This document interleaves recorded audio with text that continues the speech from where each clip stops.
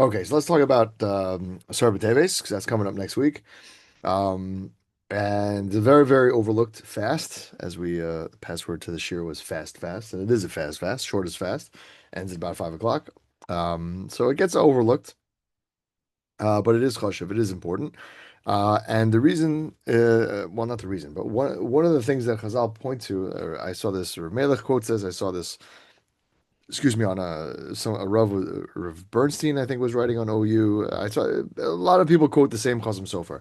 The Chasam Sofer goes like this: that again, we know Asar B'Teves. Just I guess to back up for a second before we get to the Chasam Sofer, Asar B'Teves is the day the Babylonians laid siege to Shalayim. When the walls were breached, were destroyed, when the walls were broken on Shivas B'Tammuz, right? That was not that year. That was 2.5 years later. So the siege was 2.5 years, and then again, right, they destroyed the walls, and then after that, 3 weeks later, the Beis Hamikdash was destroyed. But Asar B'Teves is 2.5 years before the Beis Hamikdash was destroyed. So the Avudraham, right, again, this is quoted all in the Chasam Sofer, but the Avudraham writes in his he has a sefer called Seder Tfilos Tainios, and this is quoted by the Beis Yosef, and so he says that in general, we know that if a fast falls out on Shabbos, so we fast the next day, right? Tisha B'Av, right, falls out on Shabbos. We fast the next day, right? Again, obviously the exception being Yom Kippur, where we fast on Shabbos. But any other fast falls out on Shabbos, you push it to Sunday. Says the Avudraham, and it's not agreed to by everybody, but it says the Avudraham that if a Sarah B'Teves fell out on Shabbos, right, then we would fast on Shabbos. Now, the way our calendar is configured, it never happens. Right, we don't in the permanent calendar we have nowadays. Right, it doesn't actually fall on Shabbos. But if it did, right, Asara B'Teves, we would fast on Shabbos, and he supports that opinion from the pasuk in Yechezkel. Pasuk in Yechezkel says that Ben Adam Ksov Lecha Es Shem Hayom, right, Es Etzem Hayom Hazeh. Samach Melech Bavel El Yushalayim Be'etzem Hayom Hazeh. That basically Nebuchadnezzar, right, came to Yushalayim Be'etzem Hayom Hazeh, in the middle of this day, and basically he quotes, right, that you have that phrase Be'etzem Hayom Hazeh by Yom Kippur as well, right? Be'etzem Hayom Hazeh, we're going to basically fast on this day, and that's basically that it indicates that basically,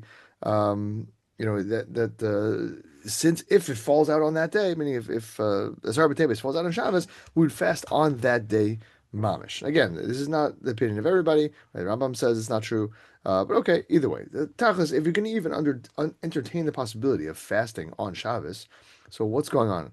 All right, what's going on with that, right? Yom Kippur, we get it, right? Yom Kippur is Daraisa, right? Yom for kapara to get atonement, right? That already makes sense to us, right? Most serious day of the year, fine.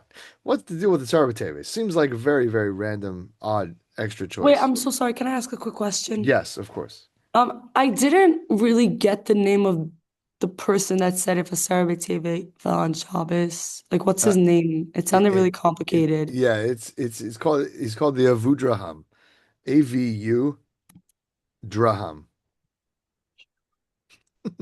Yeah, good. Thanks, Rabbi. No problem. Okay. So the Chasam Sofer explains like this: like why in the world would we fast on Shabbos on Asar B'Teves, right? We don't again Asar B'Teves again. It marks the beginning of the mourning period for the Beis Hamikdash, right? The late siege. 2.5 years later, they broke the walls. Tisha B'av, they destroyed the Beis Hamikdash. If Tisha B'av falls out on Shabbos, we fast on Sunday. So if you're not going to fast for Tisha B'av, so why in the world would you fast for Asar B'Teves on Shabbos? So Chazam Sofer writes in Taras Moshe and Parshas Vayikra explains like this: says the original Asar B'Teves, right, when the siege started, right, that was the beginning of what could potentially lead to the destruction of Beis Hamikdash. And he writes, this is quoted all the time, that in Shemayim, right, the Beis Din Shalmala, right, the Beis Din upstairs, right, was set in order to determine whether, right, the Beis Hamikdash was going to be destroyed or not, whether Am Yisrael deserved such a thing. First year, no. Second year, no. Third year, yes. And obviously the Khurban happened later that year. So basically, that's what he writes, over that this is the day that the Beis Shamala sits and convenes and decides whether the Beis Hamikdash, right, is going to be rebuilt during that year. So that now gives, right, Asar B'Teves, right, this unique aspect to it. Right? Whereas Tisha B'Av and Shivas B'Tammuz and the other fasts that we go through, right, Tzom Gedalia, they are commemorating something that happened, right, in the past, Well, Asara B'Teves, in a sense, if again, assuming this is true, is that in addition to the mourning for the past, we're also right trying to influence what may happen right in the future. It's kind of like Yom Kippur, where we are obviously fasting and trying to do better and have a better psag din. So that's kind of the comparison between Yom Kippur and Asar B'Teves and why we would fast on Shabbos. And in the sense that we're fasting for something in the future. Now, how does that impact overriding Shabbos? So he writes, the Chasam Sofer writes that it kind of impacts in the sense that Oneg Shabbos, normally we have mitzvah Oneg Shabbos, Indian to eat, right, and enjoy ourselves. But there is one fast outside of all of these, prescribed fasts that also that can happen on Shabbos, and that's something called a Tainus Chalom. That if a person has a dream, um, and they're very, very bothered by that dream, right? So they should fast on Shabbos, and that's brought down in Shulchan Aruch, etc. Now, you have never heard of that because we don't really do that so much nowadays. I remember one specific instance where I had a very, very bad dream on Friday night, and I went to the Rav Shul after shul Shabbos morning, and he said we don't really do that anymore. It's just after Shabbos you can give tzedakah. There's a yiratzon you can say that yiratzon is found in the machzor, at least the Ashkenazim. If it's in the machzor on Yom Kippur, but the Rosh Hashanah as well. Right? If you have a dream that frightens you, right, you give some tzedakah. The Gemara again, this is a Gemara in Brachos, right? That you can fast on Shabbos, right? If you have a bad dream, and the Indian is right, the dream right is again you have this type of Gzar Din in Shemayim or Psak Din and Beis Din in Shemayim, right? And the fast hopefully will nullify or improve or change or kind of impact what's going on in Beis Din upstairs. So says the Chazam Sofer that when a person fasts on Shabbos, right, a person is actually happier to fast, right, because they're changing the Gzar Din. Let's say it's a Tainus Cholam. Excuse me, they're changing the Gzar Din in Shemayim. Right, a person is happier to fast than to eat. So that's kind of overrides, quote unquote, the Oneg Shabbos because a person is happier by not eating. Right, so that's the same idea that if we're going to fast for something that will impact our results in the future, that'll get us a better psag din, right? So then that kind of is our Oneg Shabbos. We're happy to fast, right? That's going to make our lives better. That's going to improve our lot. So that's the same idea by Asar B'Teves and Yom Kippur, right? But, that we have something in the future that we're trying to impact, and the fast, therefore, right? The Indian of Asar B'Teves is something that's important for us to take seriously, right? It's a fascinating dichotomy in the sense that nothing's happened yet, right? There's like again, just to use a historical parallel, right? The siege, right? The siege is not inherently bad. I mean, it's obviously bad, but like nothing bad has happened yet, and there's potential for bad. And then obviously there's a Xar Din, right? All that aspect as well. Yeah, question, shoot, mamish. Yes. Okay. Question. Basically, if Asar B'Teve, right, it was the beginning. Nothing happened. They just Hmm. sieged Jerusalem, and at that time, like we're fasting that we want to change the future, but it already happened. They already sieged and they already destroyed the Beis Hamikdash. So why are we fasting now? Like, what are we hoping to change by fasting now if the Beis Hamikdash was already destroyed? Right. So first of all, there's the remembrance, right, of the Veros, and we'll get to that in a second. But also, again, if this is Chasam Sofer, that every single year, right? Again, we've talked about how the Moadim, how the Zmanim, how we go through right the calendar, and we kind of hit those same types of vibes that they had back in the day. It's not just a historical memory, right? Like today is Nittelnacht, so the Goyim, the Christians are remembering, I don't even know, something, whatever. But or maybe they may, but we instead we live through those manim. We live through the times of redemption and we talked about by Hanukkah, and we live through Purim, and we live through the Indian of freedom, Pesach, etc. So too, but we have these fasts are also negative, right? We go through those times of kind of spiritual challenges.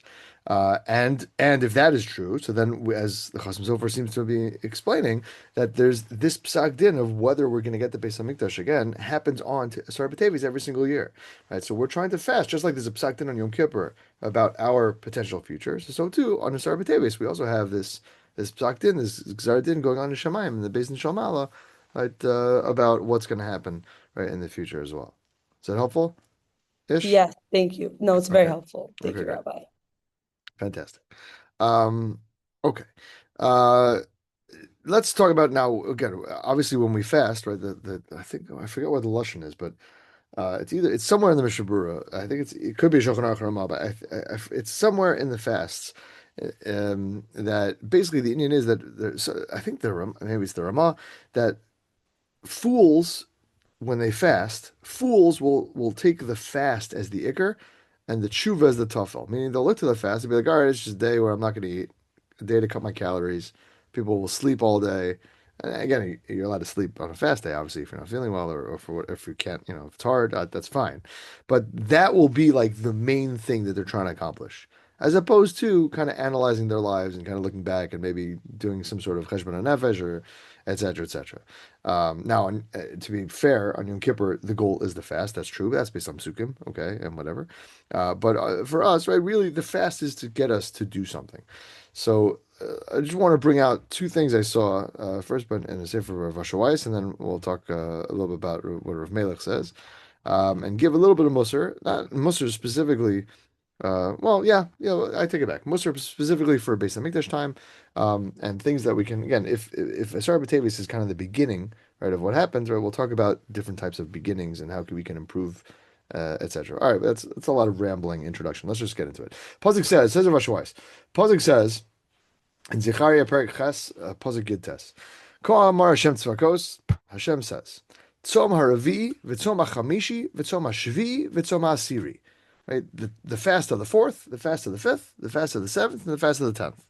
Now, I don't know anybody who fasts like four times in 10 days. That's not referring to that. That's referring to the four fasts regarding the destruction of the Beis Hamikdash, and the numbers are based on months. So the fast of the fourth is Tammuz. The fast of the fifth is Av.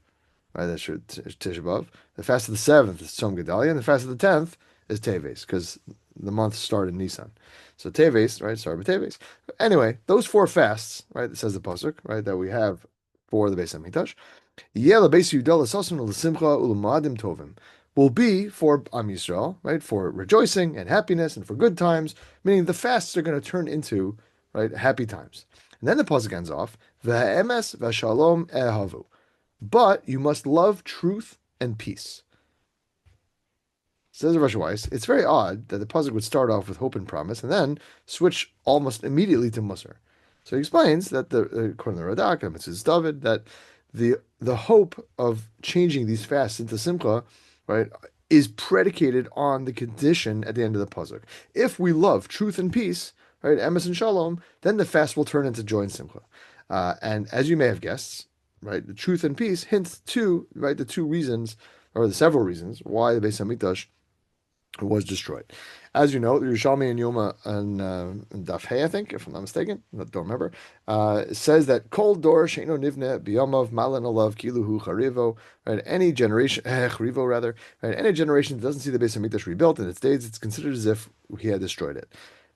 And if we merit it, it will be rebuilt. And if it doesn't get rebuilt, that means that we don't merit it. In the sense that we have a responsibility to go about it, improving our lives, to bring the Beis Hamikdash, right? To do tshuva, to search our actions, to improve our ways, right? And do what we can to get it, speedily rebuilt in our days. It's not just a catchphrase that everybody puts at the end of their, Divrei Torah or whatever, right? And we have to be mechazik ourselves in the things that destroyed the Beis Hamikdash in the first place. Right, and we know what that is, right? The Gemara tells us in several places. The famous ones, right, are for the first Beis Hamikdash. That's the big three, right? And the second Beis Hamikdash, Benam Lechavero. I try not to say Sinas Chinam because people don't really know what that means. It's just a catchphrase, and people get it distorted. We'll talk about Sinas Chinam in a second, what a true Sinas Chinam is. But people very often just throw it around, like let's have Avas Chinam, let's have true love, and then they go and hug their Reform female rabbi neighbor or something. Like that's not it. Okay, that's not Avodah. Okay, whatever. I would just say it gets distorted. I'm just kidding. But says Rav Weiss, let's take this pasuk. Let's take this pasuk and this Tanai, this condition to rebuild the Beis Hamikdash is Ha'emes v'Shalom Ahevu. Right? What is that? What is that stipulation? So he says, let's take each one of them. Let's start with MS. What is that we should love truth? What does that mean? So Rav Asher points out that there are other Gemaras that talk about what destroyed the Beis Hamikdash as well, right? Those are the famous ones that we mentioned a second ago, but there are other Gemaras that talk about it. There's a Gemara in the Nedarim Medaf Pei Aleph. It says that Alma of the Aretz, what was the land lost for, right? And the first times, the first Beis Hamikdash, Davar Zed Nishal Chachamim Leviim Ulemalchei Asharis V'lo Pirshu. They asked the Chachamim, didn't know. They asked the prophets, didn't know. They asked the Malachim, didn't know. Right, until Akash Baruch Hu himself came and explained, Al Ozvam as Torah si shalo birchu b'Torah tchila. Pasuk says that they left my Torah, and the Gemara explains that what that means is that Bnei Israel didn't say birchos haTorah. That's why the Beis Hamikdash was destroyed. I'm not sure if you've heard that Gemara before, but if you haven't, it's a little bit jarring. It's like the brachos, like in the morning, like they skipped brachos Torah in the morning. That doesn't say that they didn't go to learn. It doesn't say they didn't go to yeshiva. It says they skipped Birchas Torah. That's weird. So the Ran explains by the Gemara like this. It's obviously not because they didn't make Birchas Torah. Right? That's not why they didn't destroy the base. The Beis Hamikdash got destroyed. It's because Torah wasn't important enough to them to make a bracha. Right? It's not a siba. It's a siman. It's not a reason. It's a sign. It's a sign that Torah was not important to them. Right? We know, obviously, Torah is our life source, right? Is Torah Kim Chayenu V'Erech right? That's the mitzvos, right? Ki Chayechem V'Erech Yemechem, right? There's Torah is the way we live, right? We talked about it of our Torah, but I won't rehash by Kafar Lam Har Kegigis that Kosh Baruch Hu overturned right the barrel right of Har Sinai, right, that we talked about that before, that basically explained to Bnei Israel that listen, Torah is your life source. You don't want it, fine. You're gonna end up dying out. We know the Torah is our life source. It's Chaim Milam Machazikim Ba, right? Rav Asher points out that there's a fascinating halacha in the Gemara Makos. The Gemara Makos discusses if someone kills B'shogeg, he has to run to something called a near miklat. He has to be exiled to a near miklat. Someone kills with negligence, right? He's got to run away, and he could be killed by the Gol Adam, okay, whatever. But the Gemara there says that when a person goes to your miklat, his Rebbe is exiled with him. Because the Pasuk says, Vinas elachas harimael, he has to run to one of these cities, Vachai, and he has to live there. And the Gemara darshans out that you have to do whatever you can to make sure to keep this guy alive in your miklat, and that includes making sure he can still learn Torah with his Rebbe. Right? We are not zocha, right? That's which is wild, but that tells me that means that the guy needs to live, right? Living means being able to learn Torah, right? So we are not zocha to Hashem Shechina, right? We are not zocha to the Beis Hamikdash until we can be happy with the Torah, until we appreciate it, until we internalize it, that this is literally our chiyus. This is what keeps us going. This is what gives us life. Farshad Weiss says this is what when they quote the Baal Shem Tov, this is what it means when the Baal Shem Tov says that the Beis Hamikdash was destroyed because of Vaharevna. Now, what does that mean? Vaharevna, if you're familiar, is the second part of Berachos Torah, right? Which first of all we say Baruch Hashem Elokeinu Melech Haolam Asher Yishon Zman Las Sok B'Divrei Torah, right? And then we say Vaharevna. Vaharevna means make it sweet, right? Vaharevna, right? Hashem Elokeinu Vaharevna. Oh my gosh, now I'm blanking on it. Okay, this is why it's 12:15 at night. I haven't said it in 12 hours. People, this is a kasha against why people think, oh, we don't need prescribed prayer. What do you mean? I say the same thing all the time. Like, yeah, I don't remember what I said 5 minutes ago. That's what it is. Anyway, let the Torah be sweet in our mouths. You guys know it. You guys could probably tell it to me. Right? And be in the mouth, right? Let it be sweet in the mouths of our mouths, our children's mouths, our generations, right? From over and over. Right? It's a bakasha, it's a request for the Torah to be sweet. And that was what was missing. Right? It says the Baal Shem Tov, right? That the Torah was sweet, meaning it wasn't sweet for them, right? And this is what we have to work on as well. Meaning, if that was what destroyed the Beis Hamikdash, because the Torah wasn't important and it wasn't sweet and they didn't enjoy it, it wasn't besimcha, right? They weren't learning bishma, right? So that's what we have to daven for as well, right? Because we are all from here, Baruch Hashem, thank God. But how many of us can say that the Torah learning is sweet in our mouths, right? We say this bracha every single day, every single morning, but what can we do to make right the Torah sweet, right? That's something that maybe we do struggle with a little bit. And that's the emes from emes v'shalom ahevu, right? That's the emes that we have to again. The Torah, right? Torah's emes, right? Torah is emes. Torah is completely true, and to make that sweet, to make that chashuv, to make that important in our lives, right? That's something that we can definitely work on. So that's the emes. What about the shalom? So the shalom, as you can imagine, we were going to talk about sinas chinam, right? It's obviously, Beis Hamikdash destroyed for sinas chinam, but as we mentioned before, Rav Asher Weiss points out that people misconstrue sinas chinam, right? He brings an amazing introduction of the Netziv in his Sefer Hayemek Davar on Bereshis, right? The introduction to the Sefer. It could have been written yesterday. It was written about 150 years ago, ballpark, maybe even more now. Now that we're dealing with what is it, 2025 now, almost 26. Yeah, it's about 150 years ago.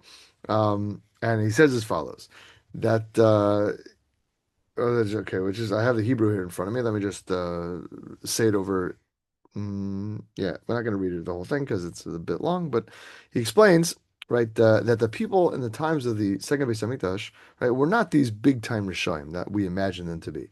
Right? He says that really they were tzaddikim and chasidim and omlei Torah, people who study and learn Torah. Ach lo hayu yesharim ba'alichas olamim, but they weren't yashar, they weren't straight. What does it mean, sinas chiyama? They had sinas chinam in their hearts. The chashtu is misha ro shenoeg shelo kedatam b'yeres Hashem hu tzduki v'apikoros. They felt that anybody who didn't see avodas Hashem in their way, anybody who didn't act in his spirituality, in his Yiddishkeit, in his Yiras Hashem, in that way, in their way rather, excuse me, that they were an apikoros. Meaning, all these people were from and they thought that their derech was the right derech, and anybody who didn't follow their derech was not bikaris, was a kofar.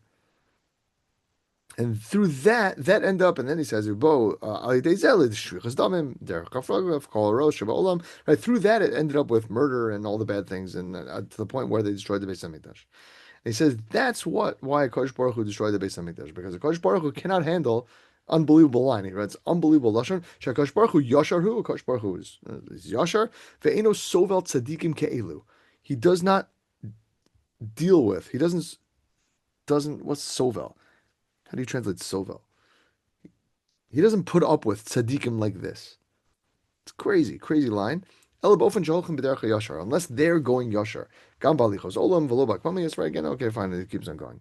Right. That basically, in the sense that he says it could have been written. This could have been written yesterday, says Rav Asher Weiss, and it's really terribly true. Sadly enough, that the tzaddikim were saying that anybody who doesn't do Torah and Yiddishkeit like me is not because is not shaykh. And Kosh Baruch Hu can't handle tzaddikim like this. Right? The sinas chinam we talk about is not between amaratzim. Right? It's not between Rishoyim. It's not between us and Rabbi Jennifer or whatever her name is. Right? As those people, like Rabbi Locke likes to say, do not matter. Okay, if you're listening on the recording, by the way, that's not whatever. That's a joke between for us. Okay, if you don't go to Baer Miriam, you didn't get that. But sinas chinam was between tzaddikim and the Lomdei Torah, right, the Hasidim. Each one of them were convinced that their way and only their way, only their hashkafa was the correct one. Right? Only their hashkafa was fit to serve the king, and everybody else was pasol apikoros, right? Apostasy. Speaking of Xmas, right? It was avodah zara mamish. And obviously, again, well, we know that there can be differing opinions, and we know Shivim Panim La Torah, there are different opinions, but there's a very big difference, says Rav Asher Weiss, between having different opinions and hating your fellow religious Jew. Right? There's a very wide difference between that. It's one thing to push for what you believe is the right derech, and that's fine. Right? It's quite another to hate other people, right, who have legitimate right derech Hashem to their lives, and there's a serious humility that is necessary. And that's a word about sinas chidam. That's the shalom. Again, just to elaborate for another second, slightly just to paint it slightly differently. The Yerushalmi in Yoma Daf Dalet says this sinas chidam thing. It phrases it in a different way. It says that the people at that time loved money and hated each other. And Rav Asher Weiss just points out that makes a lot of sense because when a person loves money, right, inevitably that, as we've been talking about with our midos, right, then inevitably that leads to jealousy, it leads to ayin hara. You cast evil eyes at other people. You begin to hate other people for having success, right? By the way, this is also true in other realms, right? If a person's depressed, right, you start hating happy people, and you start begrudging other people's success. If you're in a rut spiritually, that's a Gemara Pesachim Daf Mem Tes, right? That Rabbi Akiva, right, hated Talmidei Chachamim before he was from, right? That the Rishonim hate, right, from people. Rabbi Kiva says he wished a donkey would bite the Talmidei Chachamim right before he started learning. So those things go hand in hand very often, right? When a person is in a bad spot, they hate people who are not in a bad spot. Okay, either way, shalom, right, is the goal. Shalom is the goal. Rav Asher Weiss quotes the Rashi in Parshas Bechukosai, right? He says when the pasuk says "V'nasati shalom ba'aretz," right? One of the brachos that we're promised that if we keep the Torah. As it says, "V'nasati shalom ba'aretz," Hashem will put peace in the land. And Rashi there says, right, but if you have food and drink and wealth and fame, but you don't have peace, then you have nothing, right? Peace is everything. And last mission in Shas, Rav Asher Weiss quotes, right, "Lo matzah Kosh Baruch Hu kli machzik bracha Yisrael el shalom." Kosh Baruch Hu only found, right, a utensil that that can carry, that can hold blessing, right? The only kli, the only utensil that can hold blessing for Am Yisrael is peace. Because, as it says, Derech Mashal, if you have food and drink and wine and oil and milk and honey and bread and grain and all that stuff, but if you have holes in your storage containers, if you have holes in your sacks or your containers or whatever, then you have nothing. Right? Shalom is what holds everything. Right? He points out a fascinating, just because it was just Hanukkah. He points out a Rambam in Hilchos Hanukkah. Says that again. We I like to quote this Rambam when illustrating how much ridiculous amount of wealth we have in this world, because the question that the Rambam deals with is you can't even imagine it. But he said the Rambam says that if you have money for only a few candles, and you can't light Shabbos candles or Hanukkah. I mean, it's either Shabbos candles or Hanukkah candles. So Shabbos candles comes first because of Shalom Bayis. Same if you have a choice between Kiddush or Shabbos candles, because Shalom Bayis comes first. Right? We know by Sota Kosh Baruch Hu's name is erased to make Shalom between husband and wife. Right? We're allowed, right, to lie to make peace between husband and wife. The Rambam then writes unbelievable language. He says, "Shekala Torah nitna lasso shalom ba'olam." The entire Torah was given just to have peace in the world. Shnamar, as pasuk says in Mishnah, you know this pasuk, famous pasuk, "Teracheh derachinam v'chon nesivaseh shalom." All of its paths are peace, and this is the shalom of shalom ahevu. Right? You have MS, which is Torah's MS. Right? Yeah, that's if we love the Torah, it's sweet to us. Right? That fixes the churban of the first Beis Hamikdash. Shalom ahevu, and if you beinam lechavero, if you have that shalom, if that peace and that love between from Jews, so that fixes the sin, right, of the second, and that's kind of what Rav Asher, right, discusses in terms of what a person should work on, right, for to build a Beis Hamikdash. Just quote a few more minutes with spent with Rav Melech, because he also quotes the Avodah with the Chasim Sofer, right, that Asara B'Teves is like Tisha B'Av is like a Yom Kippur, in the sense that we're davening, right, in the sense that there's a psak Beis Din going on, whether we're going to get the Beis Hamikdash or not. And he says we have to realize the gravity of the day. It's not just a short fast, right, that we can get done with, right? It's a Yom Adin. It's a real judgment, right, that has the ability to impact the entire world, right? The Beis Hamikdash gets dropped on Ad Shemayim, right? That's going to change everything. And he says that another aspect of the morning, and something else that we can work on, right, is that it is, as we mentioned, the Aschala de Puranusa. It's the beginning of the misfortune. It's the beginning of the troubles. Rav Melech gives a mashal that no one should know from, lo aleinu. If a person, God forbid, chas shalom, al tizak palsot, and bli hara, poo poo poo, all this stuff, right? If a person passes away from a terrible disease, and the doctor, the people sit shiva and they talk about, oh, what was his worst day? What was the worst day? Some say it was this day, some say it was that day, and the doctor would say, no, the worst day is the first day. The first day when the disease is starting to run through the body and the guy still hasn't felt anything yet, but the disease is ruining the healthy tissue and wrecking things in the guy's body, right? So that's the worst day. And so Rav Melech says that was the worst day. That's ki'ilu, one of the worst day, and from our perspective, of the destruction of the Beis Hamikdash, so like the beginning when everything started going bad. And then Rav Melech says that, and this is unbelievable, powerful stuff, that so too with the Milchama, not only in briut, in health, but in spirituality. When the Milchama of the Yetzer Hara, right? He points out, the Gemara says, and when a person goes off the derech, right, at the beginning, you don't even realize that you're making bad choices. The Gemara says in several places. The Gemara says in Shabbos, right, that this is kachu amunaso shal Yetzer Hara. This is the tricks of the Yetzer Hara, right? The Hayom Omer lo asakach. One day he says, just do this. L'machar lo Omer lo osakach, and the next day he says, just do this, until the point where Ad Sheyomer Lo over Avodah Zarah v'holech ve'oseh. To the point where he says, okay, now do Avodah Zarah, and the guy goes and does it. Right, Gemara. And Sukkah, he quotes that the Rasi says that the Yetzer Hara at the beginning is like a little tiny thread, and at the end is like these thick ropes. As Gemara Sukkah and Dafnan Beis. Right, a person does a few things here, pretty few things there, and before they realize, right, they're OTD and they have no idea, right, how they got there. So it says Melech, and in Mussar B'Teves, right, which is the beginning of the end for Am Yisrael, right, a person should take a cheshbon nefesh of their own beginnings. Right, a person should take a cheshbon nefesh of when their own beginning of the end was. Right, just like Asara B'Teves was the beginning of the end for Am Yisrael, a person should do a cheshbon nefesh and figure out where their own beginning of the end was. Now, obviously, we're not all off the derech, right?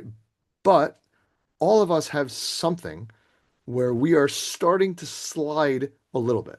Everybody has it, right? It's not unique of people going back from Sem. Everybody has something where they have slid in the past, and they are sliding now. So if you do a cheshbon nefesh, right, and you can think about something you're slacking in, you can then go back and think about when you started slacking in this halacha or this mitzvah or this midah, and if you do that, then you can go back and fix it, or you can have a new beginning, right, and start fixing it right now. right? He says on the Asara it's valuable to take stock of your religious life, see where you can tighten the screws, right, before the screw falls out completely, right? All of us have something, davening, kashrus, brachos, whatever it is, right? Whatever it is, where have you gotten off or started to get off, right? And how can you get back? And whatever we choose, like I said, we can make a new beginning. Because even though Chazal tell us that kol haskalos kashos, that all beginnings are hard, right? That's a mechilta, and I think Rashi quotes it in somewhere in Sefer Shmos. Um, Pasuk also says, Tov achris davar merishisaso, me reshaso, right? Pasuk in Koheles, that a thing's end is good from the beginning, in the sense that just like the roots of a tree grow well, right? So then the tree goes well. If the roots of the tree are rotten, so then the tree is not going to grow well at all, right? It'll be all weird and distorted, right? The end is determined very largely about the way something starts. So the beginning is crucial, and if a person can make a new beginning on something, and whatever aspect of your life, right, you choose to do cheshbon and nefesh for, so that is inherently valuable. So the last thing I'll just mention is that pick something to start now to make a new beginning. I would argue pick two things. Pick something with MS.